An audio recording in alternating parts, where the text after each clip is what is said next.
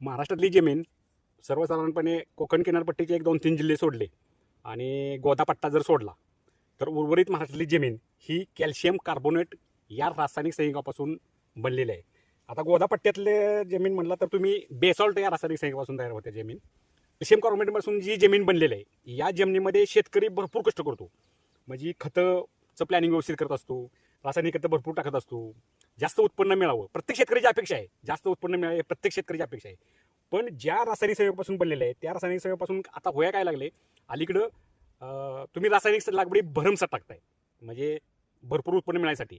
ती तुमची चूक नाही, पण आता ते तुम्हाला माहीत नाही हे रासायनिक संयोग काय करतं. हे NPK सूक्ष्मद्रव्य असतील हे टाकताना काय होतंय की या जमिनीचा pH मुळात याच्यापूर्वी तुम्ही रासायनिक लागवड टाकून pH हा वाढलेला आहे. सेंद्रिय कर्ब कमी झालेला आहे. सेंद्रिय कर्ब किती कमी झाला आहे तर सर्वसाधारण 0.2 0.1 च्या दरम्यान तुमचा 8 असा काही ठिकाणी आला आहे. तो पाहिजे सेंद्रिय कार्बन 0.2 0.3 0.4 असा पाहिजे सेंद्रिय कार्बनचं प्रमाण. ते जमिनीत नाही. दुसरी गोष्ट आहे तुम्ही रासायनिक लागवड टाकून काय केलेलं आहे तर रासायनिक लागवड जास्त प्रमाणात टाकल्यामुळं सेंद्रिय कार्बनचं प्रमाण कमी झाल्यामुळं तुमच्या जमिनीचा प्रकार काय होतोय बघा तुम्हाला दाखवतो मी. त्या जमिनीमधनं क्लोराईड एक बाहेर येत आहे. म्हणजे पांढरट असा थर सरीच्या कडेला तुम्ही पाणी पाहिलं असलं तर तुम्हाला एक पांढरट थर दिसतो. तर ते क्लोराईड अधिक पाण्यातले एक क्षार वळ येत असतात. आता अशा जमिनी जर असेल आपली तर तुम्हाला दाखवतो आता खडे कसे आहेत बघा कॅल्शियम कार्बोनेटचे. तुम्हाला पाठातच मी आता कॅमेरा ठेवून शूट करतोय व्हिडिओ ट्रायपॅडवरनं.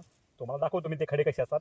अहो काही पांढरट जे खडे दिसतात अहो काय हे जवळजवळ अहो काही पांढरट खडे दिसतात हे कॅल्शियम कार्बोनेटचे खडे आहेत हे. आणि त्या जमिनीमध्ये आपल्याला रासायनिक खताचं जर प्लॅनिंग करायचं म्हटलं तुम्हाला जास्त उत्पन्न जर पाहिजे असेल तर रासायनिक खतांची ही सेंद्रिय खताबरोबर भट्टी लावून देणं गरजेचं आहे. आता मी असं का म्हणतोय की भट्टीच का लावली पाहिजे तर एक pH वाढलेला आहे आणि सेंद्रिय कर्ब कमी झालेला आहे. तर सेंद्रिय कर्ब वाढलाच पाहिजे. pH जर वाढला असेल तर तुम्ही टाकलेली खतं ही पिकं आपटेकीकरण कमी प्रमाणात करतात. म्हणजे 12-13% करतात आणि बाकीच्या लागवडी बद्ध स्वरूपात म्हणजे स्थिर स्वरूपात राहतात. स्थिर स्वरूपात का राहतात तर तुमचा सेंद्रिय कर्ब कमी आहे आणि इकडं pH वाढलेला आहे. त्यामुळे हे रसायनशास्त्र थोडं जरा समजून घेणं शेतकऱ्यांना महत्त्वाचं आहे. आता सेंद्रिय खताबरोबर भट्टी लावल्यामुळे काय होतं की सेंद्रिय खतामध्ये बऱ्याच प्रकारचे ऑर्गॅनिक ॲसिड आहेत.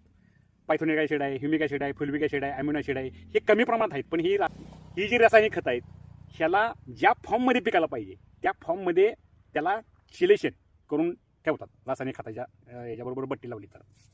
आता ती भट्टी किती दिवस लावायचे तर सर्वसाधारण आज तुम्ही सर्वसाधारण एक DAPचं पोतं घेतलं, एक 10-26 घेतलं, पॉलिसल्फेट एक घेतलं किंवा अन्य तुम्ही तुमचा जो डोस आहे त्याप्रमाणे घेतलं, पोटॅश एक घेतला तर समजा तुम्ही 8 दिवस ही जर 4-5 पोती घेतली तर 400 ते 500 किलो तुम्हाला सर्वसाधारण सेंद्रिय खत घ्यायला लागेल. प्लॅस्टिक कागद हातरायचा त्याच्यावरती सेंद्रिय खत टाकायचं, त्यात ही सर्व लागवडी रासायनिक मिक्स करायची आणि त्याच्यावर कागद झाकून ठेवायचा 8 ते 10 दिवस. आता तिला सेंद्रिय खत असं पाहिजे की त्याचा मुटका झाला पाहिजे. म्हणजे जास्त बी ओल नको आहे आणि जास्त पण कमी पण ओल नको आहे. अशा पद्धतीने ती भट्टी लावली तर ते रासायनिक खताचं चिलेशन सेंद्रिय खत हे करत असतं बरोबर. म्हणजे सगळ्या प्रकारचे ऑर्गॅनिक ॲसिड त्याला चिलेशन करतात आणि ज्या पिकाला फॉर्ममध्ये पिकाला पाहिजे. आता तुम्हाला नायट्रोजन टाकायचं तर नायट्रेट स्वरूपात म्हणजे 4 टप्प्यात नत्र हे होत असतो. म्हणजे अमाइन स्वरूपात असतो. अमोनियम नायट्रेट, नायट्राईट आणि नायट्रेट बेसमध्ये जातो जेव्हा नत्र त्यावेळेला नत्र पिकं उचलतात. तसंच फॉस्फेटचं आहे, तसंच पोटॅशचं आहे. पोटॅश अमाइन पोटॅशियम अमोनियम जर असेल अमाइन स्वरूपातला असेल तरच पिकं उचलतात. म्हणजे ही जी प्रक्रिया आहे ती अगोदर तुम्ही तयार करून त्या रासायनिक खतामध्ये भट्टी लावल्यामुळे तयार करून रेडी झालेला असतो. म्हणजे भात शिजून खाल्ला तर आपल्याला चांगला लागतो. तांदूळ कच्चा आपण खात नसतो. साधं उदाहरण द्यायचं म्हटलं तर हे असा प्रकार आहे. म्हणून आणि दुसरी गोष्ट कसं आहे pH कमी करतं.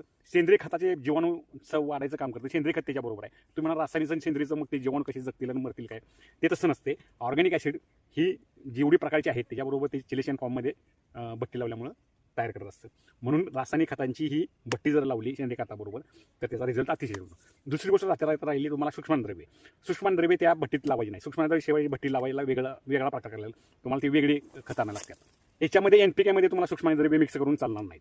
त्याची भट्टी सर्वसाधारण एक लागतात किती एक तर सर्वसाधारण 25 किलो तुम्हाला एखादा भट्टी सर्व सूक्ष्मद्रव्ये मिळून लागतात. ह्याची भट्टी तुम्हाला सेपरेट लावावं लागेल. त्याला एक 25-30 किलो 50-60 किलो जर समजा तुम्ही रासायनिक लागवड घेतली तर ती सेपरेट भट्टी लावायची आणि सेपरेट पण टाकायची. आता लागवड कशी टाकली गेली पाहिजे. 8 दिवसानं भट्टी तयार झाली तुम्हाला लागवड कशी टाकता आली पाहिजे तर लागवड अशी टाकायची की जेणेकरून तुम्हाला बाळ भरणीला लागवड टाकायची तर सरीला पाणी पाजून घ्यायचं आणि ज्या सरीला तुम्ही लागवड टाकताय त्या सरीला लगेच माती ॲड करून ती लागवड मुजली गेली पाहिजे. त्यातली ओलसरपणा उडता कामा नये ही अत्यंत महत्त्वाची काळजी घेतली पाहिजे. त्यामुळे ते ओलसरपणाच लागवड गेली आहे. दुसरा पर्याय तुम्हाला की पारीनं एक लागवड देऊ शकता तुम्ही. म्हणजे पारीनं होल पाडलं समजा, तुम्ही पारीनं जर होल पाडलं आणि त्या होलामध्ये जर टाकली आणि लगेच पाणी लावलं तर ती लागवड मातीआड बरोबर होते. मातीआड म्हटलं संपूर्ण युटिलाइज लागवड होणार, तुमचे सर्व पिकं उचलणार. ज्या फॉर्ममध्ये पाहिजे त्या फॉर्ममध्ये तुम्ही तयार करून ठेवलेली लागवड, आणि त्यामुळे ती पिकांच्या मुळ्या फास्ट वाढतात आणि लागवड लवकरात लवकर उचलतात.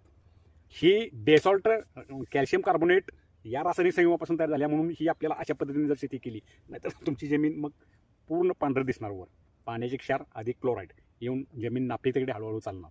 आणि त्या जमिनीचा जर पीएच बघितला तुम्ही आता सध्या आपल्या जमिनीचा पीएच जर बघितला तर सर्वसाधारण 8.2, 8.3, 8.2 किंवा 7.5च्या पुढेच गेलेला आहे. तो पीएच हा 7.5 ते 7.5 पाहिजे तरच आपलीकरण व्यवस्थित होतं पिकाचं. नाहीतर आपली टाकलेली लागवड ही बद्ध स्वरूपात स्थिर स्वरूपात राहते आणि त्याचं लागवड ही साठवून जमिनीत राहते आणि जमीन आहे तशीच ते जमिनीमध्ये पडून राहते लागवड.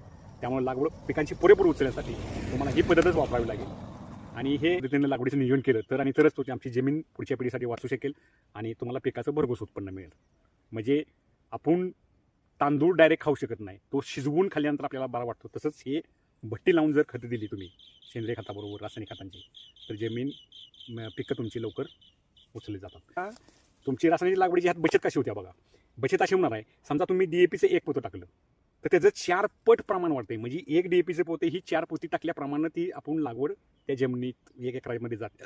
तसंच युरियाचं आहे, तसंच पोट्याचं आहे, तसंच अमोनियाचं आहे किंवा 10-26 तसंच आहे. तरी प्रमाण 4 पट करते.